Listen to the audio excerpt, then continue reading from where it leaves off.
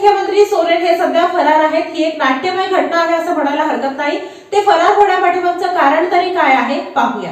जमीन घोटाळा प्रकरणात अडकलेले झारखंडचे मुख्यमंत्री हेमंत सोरेन यांच्यावर ईडीनं फास आवळलाय। ईडीच्या पथकानं काल रात्री सोरेन यांच्या दिल्लीतल्या निवासस्थानावर छापेमारी केली आहे। यावेळी सोरेन घरात नव्हते, मात्र सोरेन यांची कार आणि महत्त्वाची कागदपत्र ईडीनं जप्त केली आहेत। दरम्यान त्यांना ईडीनं फरार घोषित केले।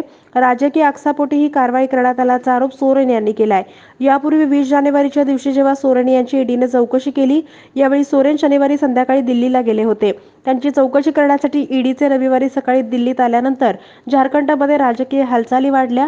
दरम्यान ईडीच्या पथकानं दिल्ली येथील सोरेन यांच्या घरावर छापा टाकत त्यांची कार आणि कागदपत्र जप्त केली आहेत। दिल्ली आणि रांची येथे ही कारवाई करण्यात आली आहे।